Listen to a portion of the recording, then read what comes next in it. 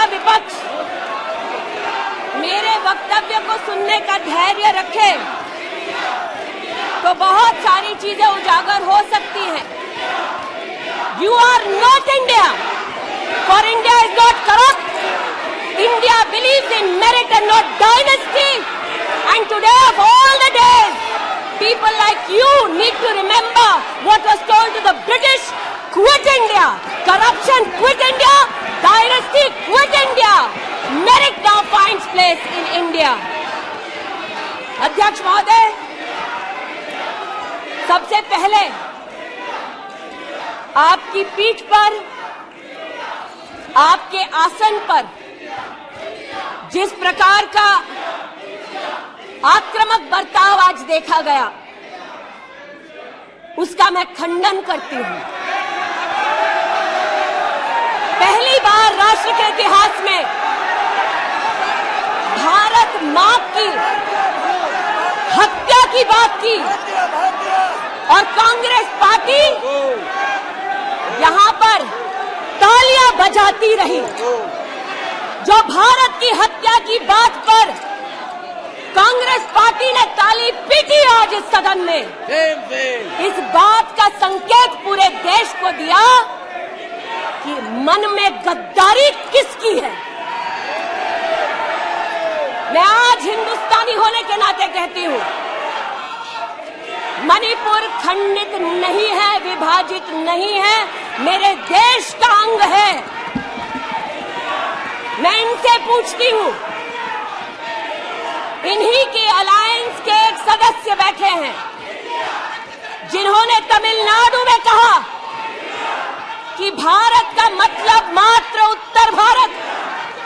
अगर हिम्मत हो राहुल गांधी में तो आकर भारत के ऊपर इस प्रकार का कटाक्ष करने वाले डीएमके के अपने साथी का खंडन करके बताएं।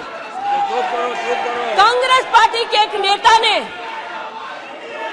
कश्मीर में रेफरेंडम की बात की। अगर हिम्मत है गांधी खानदान में तो इस सदन में और इस देश को बताए कि कश्मीर को देश से हटाने की साजिश में कांग्रेस के उस नेता का वक्तव्य क्यों है। You are not India because you define corruption in India. You are not India because you define incompetence. You are not India. एक मिनट, माननीय सदस्य, ये तरीका ठीक नहीं है। सदन में नारेबाजी करना तरीका ठीक नहीं है। प्लीज माननीय सदस्य बैठिए, उनको अपनी बात कहने दीजिए। आपने अपनी बात कही है, यह तरीका ठीक नहीं है। नो गलत तरीका है आपका, नो गलत तरीका है आपका। स्मृति जी, पुनः कहती हूं अध्यक्ष महोदय, शायद अपने ही कोलाहल में सुन न पाए हो। मणिपुर हमारे देश का अभिन्न अंग है, खंडित न था, न है, न कभी होगा। इनके यूपीए के अलायंस के एक नेता ने तमिलनाडु में एक वक्तव्य दिया है। पुनः कहती हूं कि भारत का मतलब मात्र उत्तर भारत। मैं आज गांधी खानदान से, कांग्रेस पार्टी से पूछना चाहती हूं, क्या भारत केवल उत्तर भारत है? अगर दम है तो अपने पार्टनर को मुंह तोड़ जवाब दे, अगर हिंदुस्तान में आस्था रखते हैं। कांग्रेस के एक नेता ने अध्यक्ष महोदय कोर्ट में जाकर वक्तव्य दे दिया कि कश्मीर में रेफरेंडम की तलाशना चाहिए संभावना। मैं आज कांग्रेस पार्टी से पूछना चाहती हूं, क्या उनके आदेश अनुसार ये वक्तव्य कि कश्मीर का खंडन हो, भारत विभाजित हो, क्या ये कांग्रेस के नेतृत्व के आदेश के अनुसार है? अध्यक्ष महोदय, पुनः कहती हूं, हमारे राष्ट्र के संसदीय इतिहास में आज तक भारत मां की हत्या की बात करने वाले कभी भी बैठकर मेज नहीं थपथपाते। कांग्रेसियों ने बैठकर मां की हत्या के लिए मेज थपथपाई है। ये बात करते हैं इंसाफ की, ये चेहरा धूमिल है, ये चेहरा धूमिल है। मैं बताऊं किसका चेहरा है, मैं बताऊं किसका चेहरा है अध्यक्ष महोदय। ये चेहरा है गिरिजा टिक्कू का। सुन लीजिए पंडितों की दास्तान आप भी। गिरिजा टिक्कू का यह चित्र है। 90 के दशक में एक महिला यूनिवर्सिटी में अपना पेचेक लेने जाती है। सारी बातें करूंगी। अपना पेचेक लेने जाती है, बस से घर लौटने का प्रयास करती है। उसको 5 मर्द बस से खींचकर टैक्सी में ले जाते हैं, बलात्कार करते हैं और फिर आरी से उसका बदन काट देते हैं। जब गिरिजा टिक्कू के जीवन पर एक फिल्म में एक प्रति आया,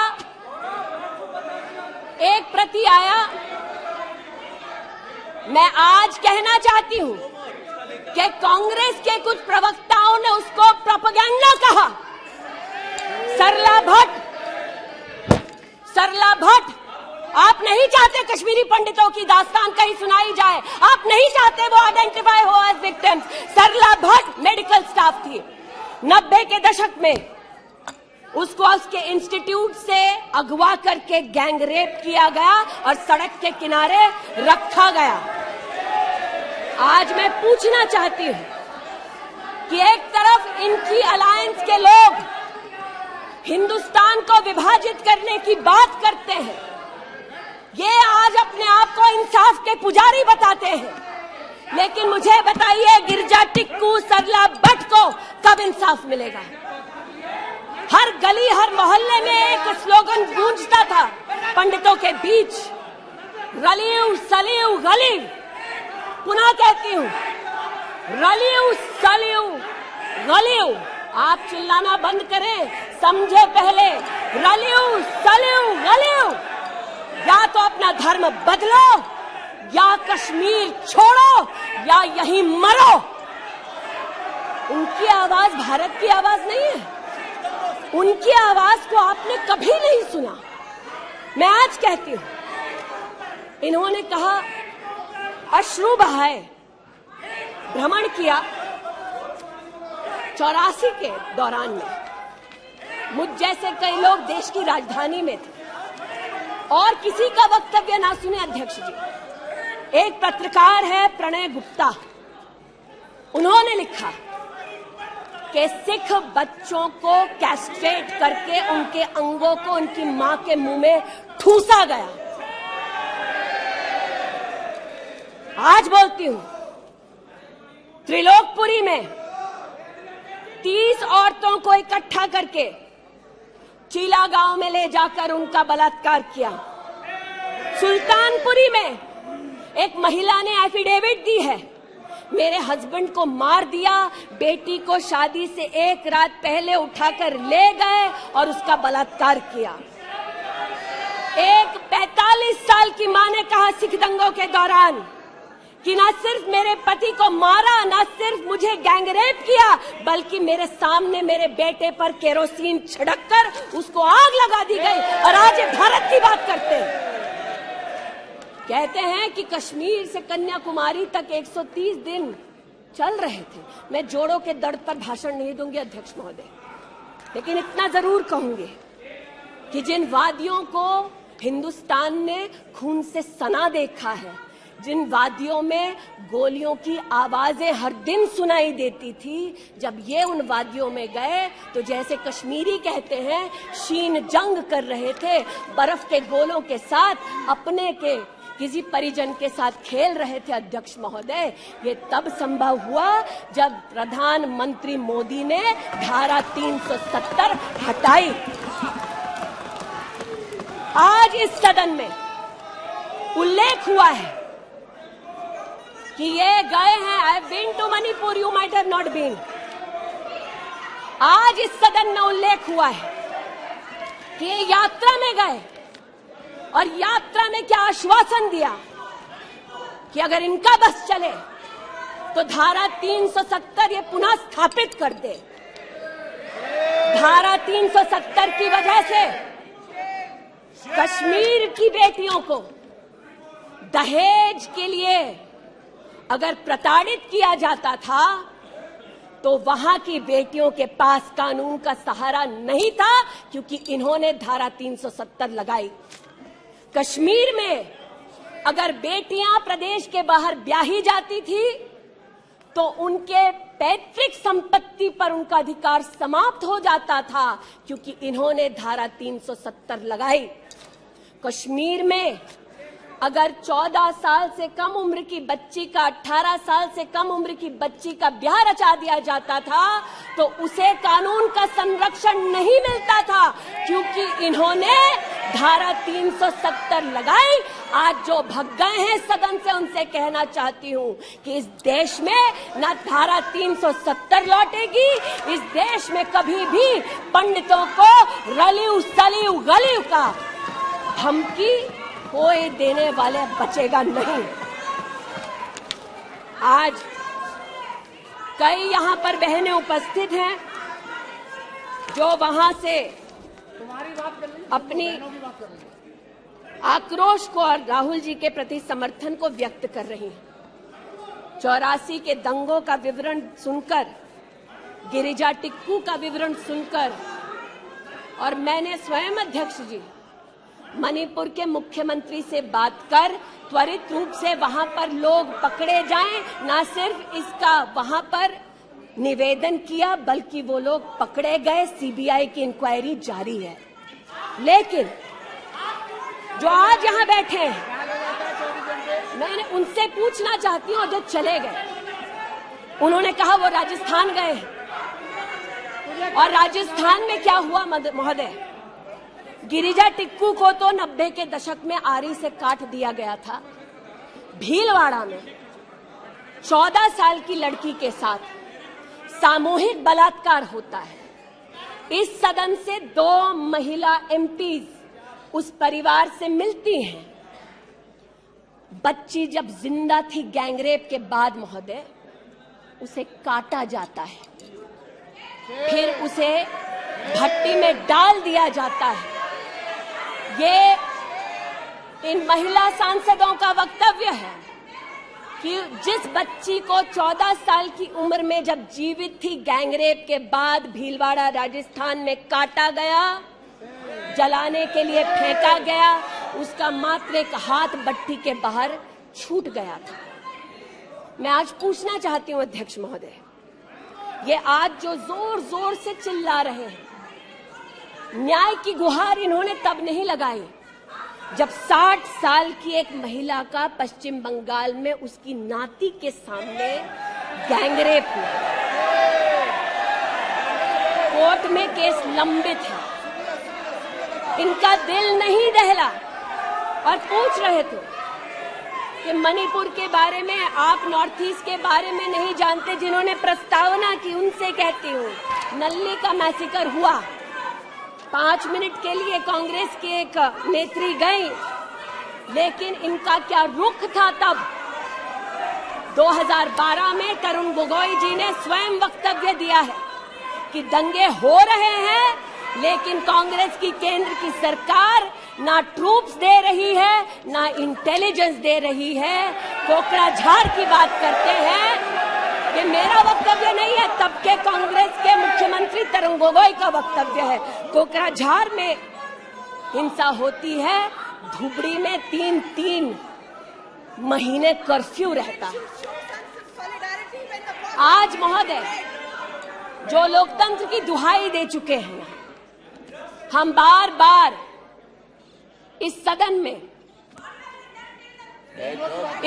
में बार बार इमरजेंसी की गाथा को याद करते हैं। इस सदन में हम लोग बार बार उन नेताओं को, उन सामाजिक संस्थाओं को, उन मीडिया के बंधुओं को, उनकी प्रिंटिंग प्रेस कैसे जबरन बंद कर गई, उसको, इस पर विस्तृत चर्चा होती है।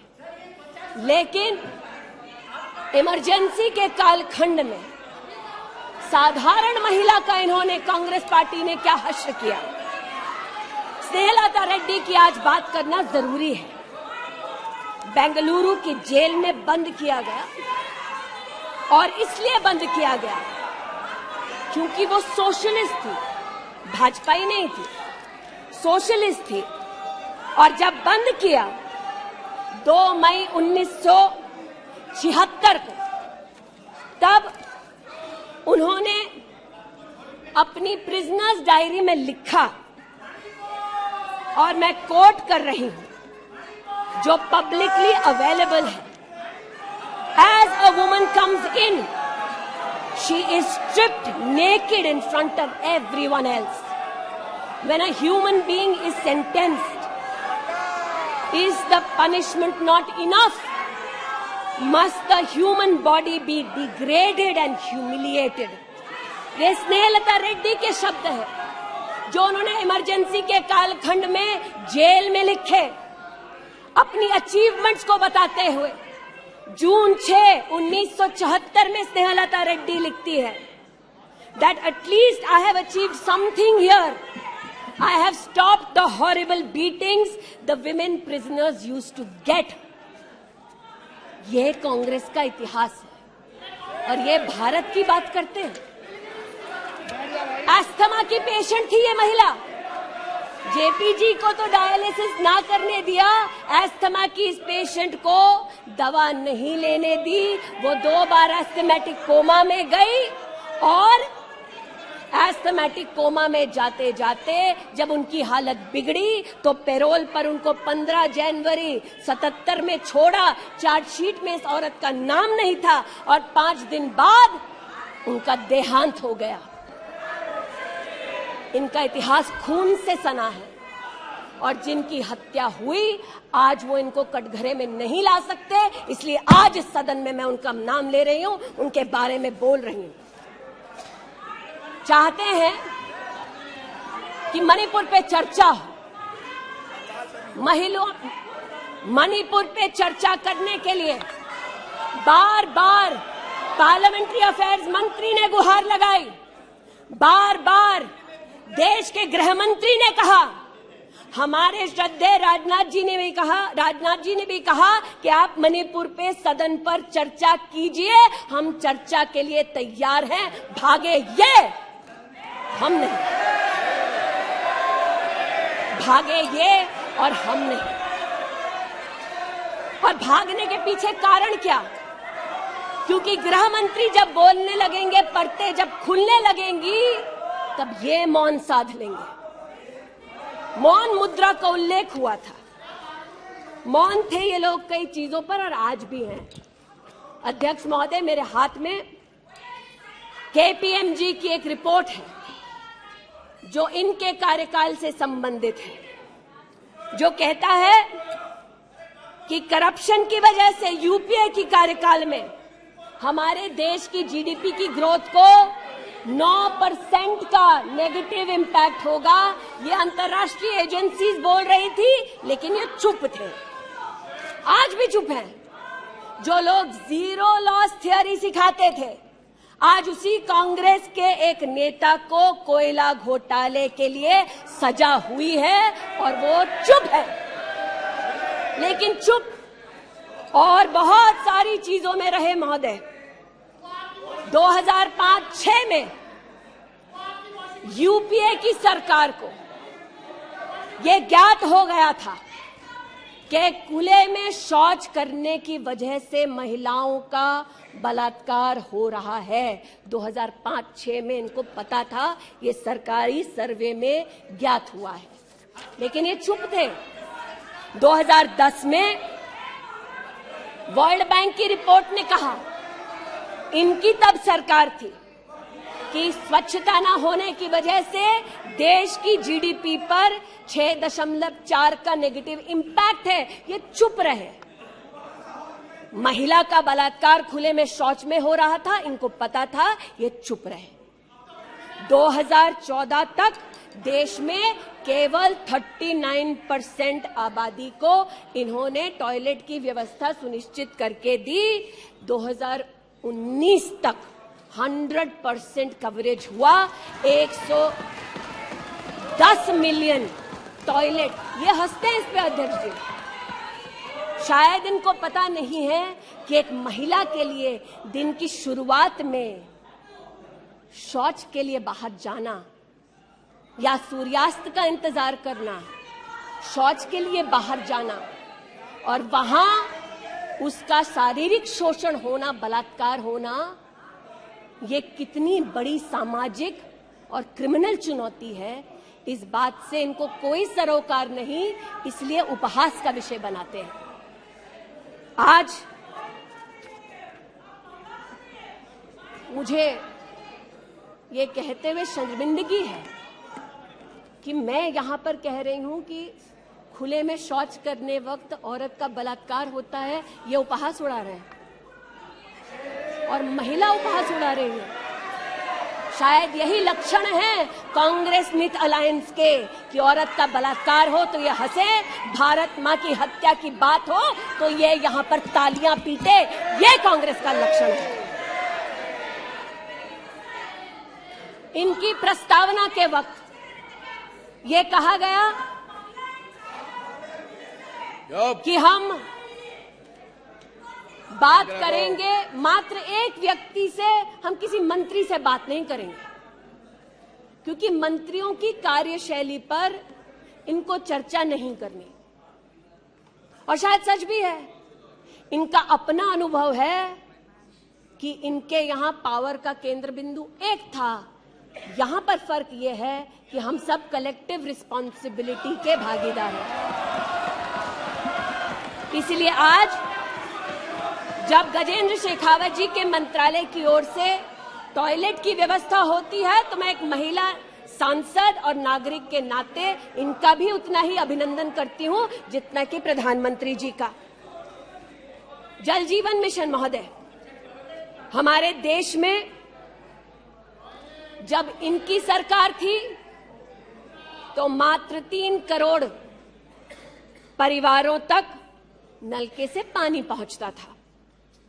अब 2019 का आंकड़ा कहता है कि आपने तब तक 9.5 करोड़ तक पानी पहुंचाया और अब लगभग 19 करोड़ 40 लाख और 12 करोड़ 40 लाख तक आपका पानी नलके से पहुंच चुका है।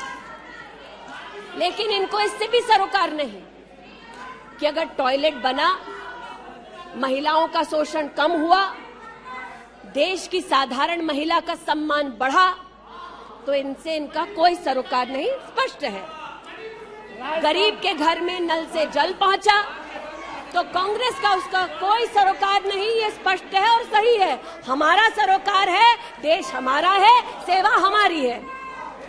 आज ये उत्तेजित है कि मैं इस सदन में मंत्रिमंडल के अपने कई सहयोगी साथियों का वर्णन करती हूं। एक ऐसी महिला मंत्री का वर्णन कर रही हूं जो वर्तमान में नहीं है। जनधन के माध्यम से 23 करोड़ महिलाओं का बैंक का खाता खुला, ये इनके लिए कोई मान्यता नहीं रखता, ये मुझे स्वीकार है, ये हमारे लिए अहम है। मुद्रा के माध्यम से 40 करोड़ लोगों को जो जीवन में कभी व्यवसाय नहीं कर पाते थे, जिनके पास कांग्रेस की पर्सनल डायलिंग मशीन नहीं थी, उनको मुद्रा का लोन मिला। 27 करोड़ लोन महिलाओं को दिए गए। महिलाओं को अपना व्यवसाय शुरू करने के लिए 23 लाख करोड़ रुपया सैंक्शन किया गया मुद्रा के माध्यम से। इनका उससे कोई सरोकार नहीं। 8 करोड़ नौजवान हमारे राष्ट्र के इतिहास में फर्स्ट टाइम एंटरप्रेन्योर्स बने, इनका उससे कोई सरोकार नहीं। 1,80,000 अकाउंट्स में स्टैंड अप इंडिया का 40,000 करोड़ का पैसा दिया गया। 80% महिलाएं। एक मिनट प्लीज, क्या तरीका है? वह अपनी बात कह रही है, तथ्यों के आधार पर कह रही है। आपको खंडन करना है तो आप बोलना, जब तथ्यों के आधार पर करना। गलत बात ये। नो गलत। माननीय मंत्री जी,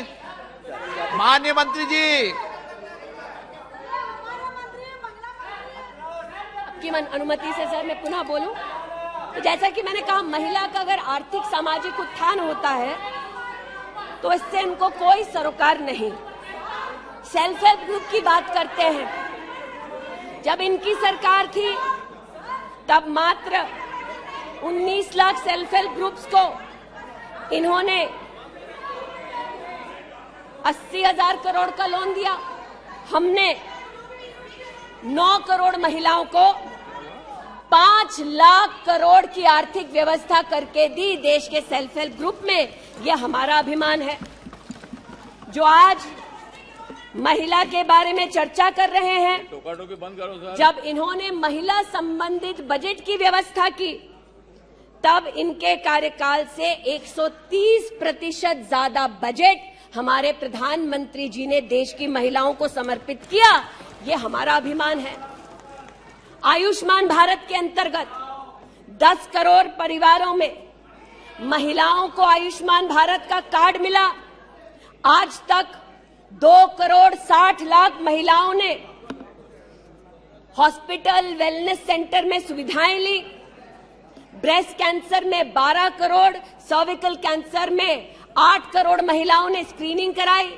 इनका उससे कोई सरोकार नहीं, बल्कि इनका उनसे सरोकार है दिल्ली में, जिन्होंने आयुष्मान भारत योजना दिल्ली में लागू ही नहीं की। इनका उनसे सरोकार है। देश में मोदी सरकार में 3 करोड़ 84 लाख घर बने, जिनमें से 2 करोड़ 86 लाख महिलाओं को मिले। इनका उनसे कोई सरोकार नहीं, क्योंकि गरीब महिला लखपति दीदी बन गई, वो हमारा अभिमान है, इनका नहीं। हमारे देश में 8 करोड़ 50 लाख बेटियों ने समग्र शिक्षा के माध्यम से स्कूल में सेवा ली, मुफ्त टेक्स्ट बुक की सेवा ली। बेटियां का ये उपलब्धि हमारा अभिमान है, इनका नहीं। 5 लाख से ज्यादा बेटियों के लिए स्कूलों में अलग से टॉयलेट की व्यवस्था हुई। ये इनका अभिमान नहीं, हमारा अभिमान है। हमें अपनी बेटियों पे गर्व है। 5 लाख दिव्यांग बेटियों को मंथली स्टाइपेंड मिलता है। ये सेवा हम देश की बेटियों को दे सकते हैं। ये हमारे लिए बहुत बड़ा प्रभु का उपकार है। 1,28,000 बेटियों को मेरिटोरियस स्कॉलरशिप दी जाती है, 12,000 रुपए की हर साल। ये सेवा का मौका परिवारों ने हमको दिया। 2 लाख से ज्यादा बेटियों को सेल्फ डिफेंस की ट्रेनिंग दी जा रही है। आज एलिमेंट्री एजुकेशन में बेटियों की एनरोलमेंट 100% है इस देश में। ये हमारे देश के लिए गौरव की बात है। आज पहली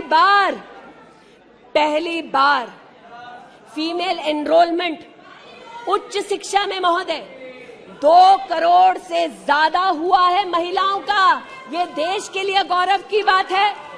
आज दलित बेटियों का एनरोलमेंट बढ़ा है 38%। दलित बेटियों का उल्लेख करती हूँ, ये चिल्लाते हैं, इनको दलित बेटियों से सरोकार नहीं, हमको है। ये हमारे लिए गर्व की बात है। आदिवासी बच्चे, लड़कियां 63% उनका एनरोलमेंट बढ़ा महोदय। आदिवासी बच्चों के साथ इनका कोई सरोकार नहीं। आदिवासी बेटियों ने हमारे प्रधानमंत्री को सेवा का मौका दिया। ये हमारे लिए प्रभु की असीम कृपा है। नॉर्थ ईस्ट की बात करते हैं तो महिला ने नॉर्थ ईस्ट में 34% की इंक्रीज हुई है एनरोलमेंट में। नॉर्थ ईस्ट के मेरे सभी साथियों को, चाहे वो सदन में कहीं भी बैठे हों, महिलाओं की दृष्टि से मैं अभिनंदन देती हूँ। आज हमारे देश में महिला जो पीएचडी करती है, 99.2% की वृद्धि हुई है एनरोलमेंट में पीएचडी करने वाली महिलाओं में।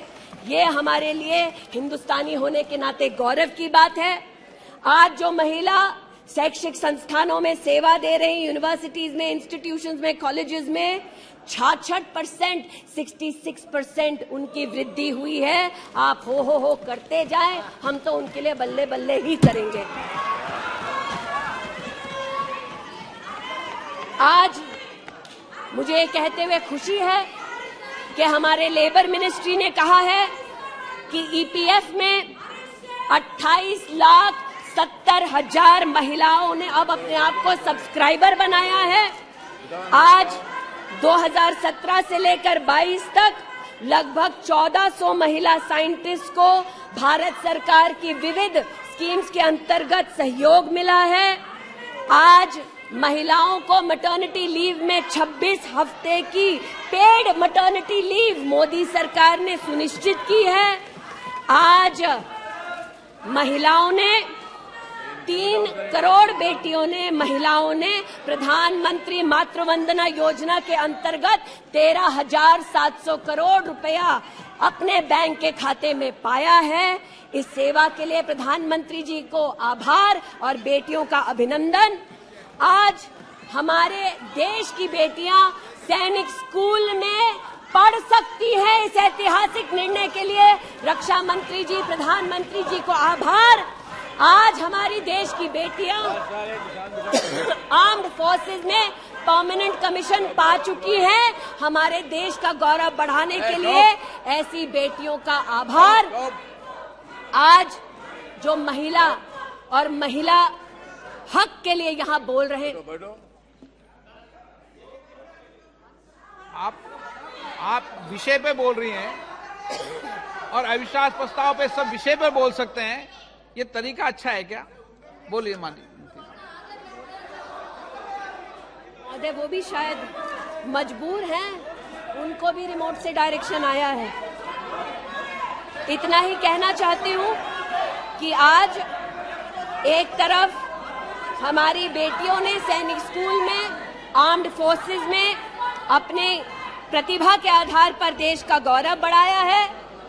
दूसरी ओर बिना किसी पुरुष सहयोगी के हिंदुस्तान के इतिहास में पहली बार 4,313 मुस्लिम बहनें अकेली हज के लिए गईं और सुरक्षित हिंदुस्तान लौटी।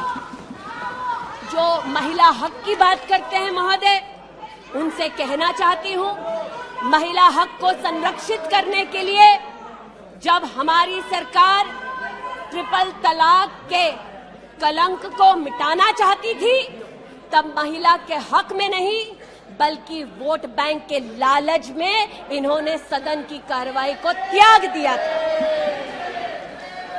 आज जब ये महिला सुरक्षा की बात करते हैं महोदय, तो ये कहना उचित होगा कि एक तरफ निर्भया फंड की रचना की घोषणा करते हैं 13 में, एक काम निर्भया फंड में नहीं करते, लेकिन जो निर्भया के बलात्कारी हैं उनको कांग्रेस नित अलायंस के लोग बलात्कारी के हाथ में 10,000 रुपए और एक सिलाई की मशीन देते हैं।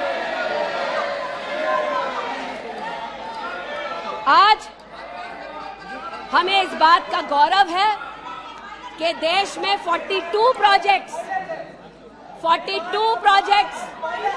5,000 करोड़ की लगभग लागत से भारत सरकार के सौजन्य से बन रहे हैं। जो महिला सुरक्षा के लिए ये न कर पाए, वो आज प्रधानमंत्री मोदी कर रहे हैं।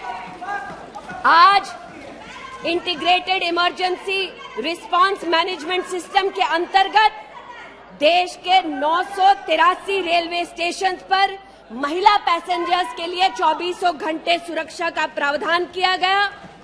आज कोंकण में वीडियो सर्वेलेंस सिस्टम की विशेष व्यवस्था महिला संरक्षण और महिला सुरक्षा के लिए की गई। आज चूंकि रेल मंत्री बैठे हैं, आर्टिफिशियल इंटेलिजेंस के आधार पर facial recognition system, integrated surveillance system, ये सब भारत सरकार के सौजन्य से महिला सुरक्षा के लिए प्रधानमंत्री मोदी ने सुनिश्चित की। एक बात पर मैं आपत्ति अभी दर्ज करती हूं अध्यक्ष जी,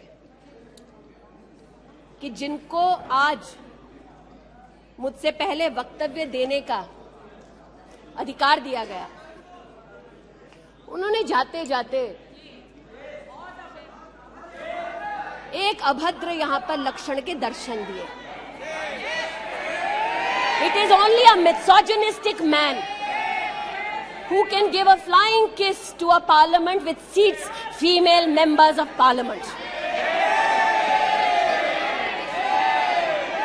ऐसी गरिमा विहीन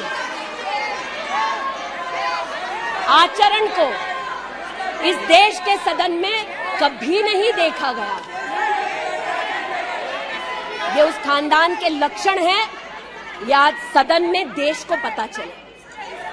लेकिन कहां गए हैं, वहां पर क्या हालात हैं अध्यक्ष महोदय? गोद भराई के नाम पर राजस्थान में भास्कर ने लिखा है कि राजस्थान की कांग्रेस की सरकार जेब भराई कर रही है। 13 से 20 महीने का घरबाशय दिखाया जा रहा है राजस्थान में और भारत की तिजोरी से पैसा लूटा जा रहा है। इनका सरोकार महिला उत्थान से नहीं, ये महिला के बारे में क्या सोचते हैं, इनकी क्या हरकतें हैं, इनके नेता ने जाते जाते यहां पर उसको प्रसारित कर दिया है। लेकिन इन्हें सरोकार इनके नेता को किससे है? चीन से है। तो चूंकि सब चीन में इतनी रुचि लेते हैं कांग्रेस पार्टी के नेता, इसलिए आज एक सुखद समाचार भी सुनाती हूं। चीन में 31st यूनिवर्सिटी गेम्स हुआ।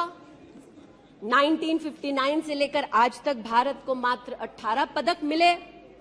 इस बार 26 मेडल का रिकॉर्ड हिंदुस्तान के बच्चों ने स्थापित किया। भारत मां के टुकड़े के लिए तालियां बजाते थे, भारत मां के बच्चों के लिए तो बजा दो। 11 गोल्ड, 5 सिल्वर, 10 ब्रॉन्ज। आज देश के यूनिवर्सिटी के छात्र देखें कि 31st यूनिवर्सिटी गेम में भारत का नाम रोशन करने वाले छात्रों के लिए मैं गुहार लगा रही हूं कि कांग्रेस पार्टी यहां अभिनंदन कर दे, लेकिन वो अभिनंदन से भारत के बच्चों को वंचित रखते हैं। बात अभिनंदन की निकली तो एक वो भी थे जिन्होंने आसमान चीरा और दुश्मन को मुंहतोड़ जवाब दिया। आज जो व्यक्ति यहां पर भारत की आवाज का उल्लेख कर रहे थे, उन्होंने भारत की आवाज में आवाज मिलाकर तब नहीं बोला जब आतंकी हमला करते हैं। उन्होंने भारत के आवाज से अपनी आवाज को भिन्न करते हुए इस सदन में भारत के रक्षा बलों से प्रमाण मांगा इस सदन में। लेकिन प्रमाण क्यों मांगा? क्योंकि कुछ लोगों ने कहा होगा। और प्रमाण मांगने का क्या सलीका है, ये मीडिया के मित्रों के माध्यम से आया है ध्यान में देश के। न्यूज क्लिक की आज बात करना थोड़ा मैं जरूरी समझती हूं। न्यूज क्लिक, नेवल सिंघम कुछ पत्रकारों को हिंदुस्तान में लिखते हैं कि किस प्रकार से हिंदुस्तान के खिलाफ न्यूज सर्कुलेट होनी चाहिए, कैसे चाइना के समर्थन में अलग अलग आर्टिकल लिखने चाहिए और इसे एक बार छपवा दो तो ट्राई कॉन्टिनेंटल पब्लिकेशन इसको इकट्ठा करके फिर काम आगे बढ़ाएगा। मेरे एक पार्लियामेंट्री सहयोगी निशिकांत जी ने इस पर जब विषय उठाया तो मैं स्तब्ध हूं कि कांग्रेस पार्टी ने डिमांड नहीं की कि अगर कोई बाहरी ताकत का पैसा लेकर हिंदुस्तान में व्यवस्थाओं को भंग करना चाहता है, हिंदुस्तान को कलंकित करना चाहता है तो उस पर कार्रवाई करो। ऐसा कांग्रेस का पक्ष नहीं था। कांग्रेस ने पक्ष ये लिया कि जो निशिकांत दुबे के मुंह से शब्द निकले हैं उनको एक्सपंज कर दीजिए। लेकिन ये जो ट्राई कॉन्टिनेंटल पब्लिकेशन है महोदय, जिसके बारे में ना आप ईडी को माने, न्यूयॉर्क टाइम्स को माने, वो ट्राई कॉन्टिनेंटल पब्लिकेशन के जो मुख्य रिसर्चर हैं उनके वक्तव्य को कांग्रेस पार्टी अपने ऑफिशियल फेसबुक पर क्यों डालती है, ये मैं पूछना चाहती हूं। जो जानबूझकर भारत के किसानों के हितों के खिलाफ बोलते हैं, उनका वक्तव्य ट्राई कॉन्टिनेंटल पब्लिकेशन वालों का जो सीनियर फेलो या रिसर्चर है, उसका वक्तव्य कांग्रेस, नेशनल कांग्रेस के फेसबुक पर 19 अप्रैल 2019 को क्यों पब्लिश होता है, ये थोड़ा बहुत शोध का विषय है, ये थोड़ा बहुत चर्चा का विषय है। आज मैं ये कहना चाहती हूं कि जब प्रस्तावना हुई, मैं तो प्रस्तावना के विरुद्ध खड़ी हूं। मैं नरेंद्र मोदी जी के नेतृत्व पर राष्ट्र के सभी नागरिकों के साथ पुनः विश्वास दर्शाते हुए अपना वक्तव्य देती हूं। लेकिन राहुल जी ने किस पर विश्वास जताया? राहुल जी ने विश्वास जताया मुस्लिम लीग पर। कहा सेक्युलर पार्टी है। शायद राहुल जी ने ना पढ़ा हो कि 80 के दशक में मुरादाबाद में 83 लोगों को मारने वाली मुस्लिम लीग, राहुल जी को बताना पड़ेगा सेक्युलर कैसे हुई। राहुल जी को आज जवाब देना होगा कि वो राष्ट्रभक्ति की बात करते हैं तो क्या जेएनयू में जाकर जब भारत तेरे टुकड़े होंगे का नारा दे रहे थे वो राहुल गांधी की देशभक्ति थी? राहुल गांधी को आज जवाब देना होगा, है तो नहीं? उनको आज जवाब देना होगा। जिस अफजल गुरु ने इस संसद पर हमला किया, उस अफजल गुरु के संरक्षक समर्थक को कांग्रेस पार्टी ने अपने पार्टी का नेता बना दिया, जिसने कहा यह राहुल गांधी की देशभक्ति है। राहुल गांधी की देशभक्ति आज बताती हूं। इन्होंने, घबराइए मत, आप ही के नेता बोलकर गए हैं, घबरा क्यों रहे हैं? बैठिए, आराम से बोल रही हूँ। जरा संक्षेप कीजिए। मैं पुनः बोलना चाहती हूँ अध्यक्ष महोदय, बहुत सारे व्यवधान आए। अब राहुल जी की बात चली है तो कृपया थोड़ी सी कर दीजिए। दोबारा कहती हूँ, क्या बोले हैं और क्या बाहर बोले हैं। देश के बाहर गए तो कहा आइडियाज ऑफ इंडिया कॉन्क्लेव में that there is going to be a Mars upsurge. India has massive amount of polarization. ये राहुल गांधी के शब्द हैं। इसका मतलब राहुल गांधी ने विदेश में जाकर कहा हिंदुस्तानी सौहार्द की भूमिका में नहीं रहते। राहुल गांधी ने कहा कि हिंदुस्तानी भाईचारे में इतना विश्वास नहीं करते because there is a massive amount of polarisation. और राहुल गांधी ने कहा there is going to be a mass upsurge. Now the question is, how can the opposition effectively use the upsurge to change politics? मतलब उन्होंने कहा कि देश में उथल-पुथल होगी। मैं स्पष्ट करना चाहता हूं, विपक्ष इस उथल-पुथल को कैसे इस्तेमाल कर सकता है, ये मैं सोच रहा हूं। फिर उनका शब्द है, देश में केरोसिन फैला है, हमें एक चिंगारी की जरूरत है। आज पूछना चाहती हूं, माचिस ढूंढते ढूंढते राहुल गांधी कहां गए? अमेरिका गए?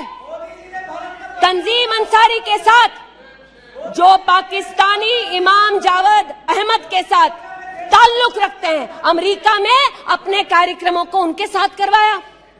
राहुल गांधी मिन्हाज खान, जो हिंदुस्तान के खिलाफ आवाज बुलंद करते हैं, उनके साथ उन्होंने मीटिंग की। आज जो लोग इस देश में एस्पियोनाज के लिए पकड़े जाते हैं, उनका राहुल गांधी ने जाकर विदेश में समर्थन किया। वे तब से अडानी अडानी कर रहे हैं, तो अब थोड़ा मैं भी बोल दूं। फोटो मेरे पास भी है। इतना ही खराब है तो जीजा जी उसके साथ क्या कर रहे हैं? तो निशिकांत जी सही कहा, किसी को सेट करो, किसी को भेंट करो। पूछना चाहती हूं, 1993 में मुंद्रा पोर्ट में कांग्रेस की सरकार ने अडानी को जगह दी। तब प्रधानमंत्री कौन थे? कांग्रेस के थे। वित्त मंत्री कौन थे? मनमोहन सिंह थे। अडानी बोल रही हूं। यूपीए के कार्यकाल में अडानी को इन्होंने 72,000 करोड़ का लोन दे दिया। क्यों दिया? राजस्थान में 60,000 करोड़ से ज्यादा का समझौता कर लिया गहलोत जी के साथ। 20,000 एकड़ जमीन ले ली। क्यों किया?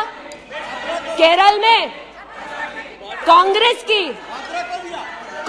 की यूडीएफ सरकार के साथ पोर्ट का काम क्यों दिया? महाराष्ट्र में जब कांग्रेस के पास सत्ता थी तो फिर कांग्रेस ने अडानी को पोर्ट का काम क्यों दिया? बंगाल में हल्दिया पोर्ट का काम अडानी को क्यों दिया? छत्तीसगढ़ में कांग्रेस पार्टी ने अदानी को काम आदिवासियों ने मना किया, फिर भी क्यों दिया? अब इसमें बेटा कितना सेट होगा, दामाद को कितना भेंट होगा, हम क्या जाने। लेकिन आज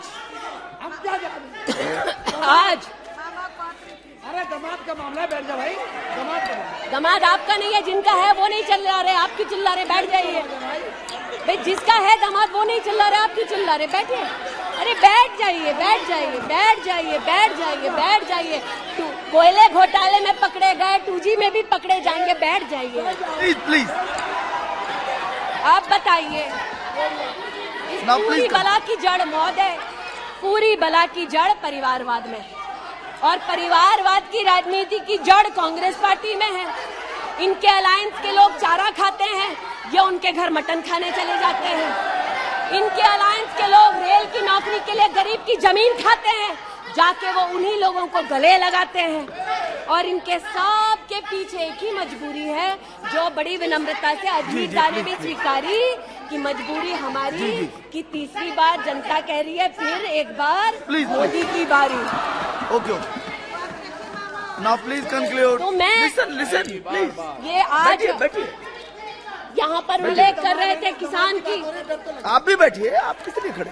ये बात आज कर रहे थे किसान की, तो किसान का क्या हश्र करते हैं वो मैं बताना चाहती हूँ। अध्यक्ष महोदय, थोड़ी सी मुझे मोहल्लत दे दें। ये मैं कहना चाहती हूँ उस क्षेत्र की बात, जिसकी मैं प्रतिनिधि हूँ, जहाँ पर बैठिए प्लीज, बैठिए दलित प्लीज मांग कर रहे थे विद्यालय की। 1982 में किसानों ने 4 बीघा 2 बिस्वा जमीन इंटर कॉलेज के लिए दी, और अमेठी में धोखे से किसानों की ये जमीन हड़पने वाले फाउंडेशन का नाम गांधी खानदान है। 2016 में राहुल जी दौरे में गए तिलोई, वहाँ पर लोगों ने कहा 200 छात्रों ने कि जमीन वापस कर दो, हमारे लिए कॉलेज की व्यवस्था करो। इन्होंने अपने अलायंस पार्टनर के साथ उन छात्रों को जेल भगा दिया, 17 में जेल भगाया। सेठा गौरीगंज में प्रमाण है, आ जाओ गौरीगंज, दूध का दूध पानी का पानी यही कर दूंगी। गौरीगंज सेठा रोड पर जमीन हब्जाली, भूसियावा मार्ग पर नरसिंह भानपुर पर मुंशीगंज में जमीन हथियाली। ये उनका संस्कार है। जमीन कौन कौन हड़पता है, ये कांग्रेस की गाथा स्पष्ट है। जहां ये हैं वहां पर आज मैं अभिनंदन देती हूं रेल मंत्री का कि रेल कोच फैक्ट्री रायबरेली में भी 10,000 कोचेस तब बनी जब नरेंद्र मोदी देश के प्रधानमंत्री बने। पीड़ा हो रही है जी। मैं बस इतना बताना चाहती हूँ कि आज जो किसानों का दम भरते हैं, बालियान साहब शायद यहाँ नहीं है, मैं अमेठी के किसानों की ओर से विशेष बालियान साहब आपको नतमस्तक होकर आभार व्यक्त करती हूँ। राष्ट्र के इतिहास में पहली बार अमेठी में खाद की रैक उतरी जब मोदी आए। इन्होंने न खाद दी, गौरीगंज में किसानों पर लाठीचार्ज करते थे, राजनाथ जी इसके साक्षी हैं। इन्होंने 80% लोगों के पास अमेठी में, जहां 5 दशक इन्होंने राज किया, 80% लोगों को शौचालय नहीं दिया, 60% लोगों के घर में बिजली नहीं दी। और ये आज लोकतंत्र की बात करते हैं, अपनी प्रतिभा की बात करते हैं। आज मैं आभार व्यक्त करती हूँ, अमेठी का पहला सैनिक स्कूल मोदी जी ने दिया, 7.5 लाख लोगों को मुफ्त अनाज मोदी जी दे रहे हैं। अमेठी का आज पहला मेडिकल कॉलेज, जिसके नाम से इस खानदान ने जमीन हड़प ली थी, वो नरेंद्र मोदी ने दिलवाई। आज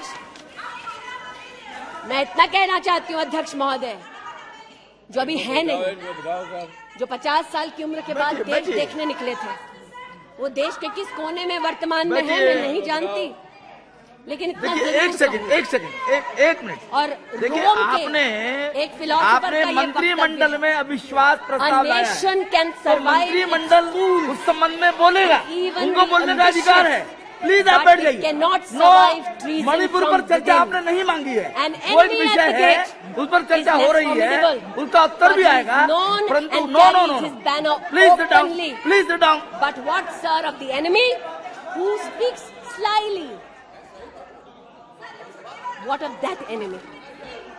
आज जिनके पास ना नीति थी, ना नियत थी, ना देश के प्रति निष्ठा थी, आज ना जो कभी हिंदू के हुए, जिन्होंने राम के अस्तित्व को नकार दिया, ना सिखों के साथ जिन्होंने इंसाफ किया, जो ना कभी महिलाओं के उत्थान के लिए समर्पित थे, ना नौजवान के सशक्तिकरण के लिए समर्पित थे, ना किसान के बलिदान को स्वीकार कर किसान की समृद्धि के लिए समर्पित थे। आज उनसे कहना चाहती हूं कि जो समर्पित है, जो सबके विश्वास के साथ सबका विकास कर रहा है, उस पर देश को पुनः विश्वास दिखाएंगे।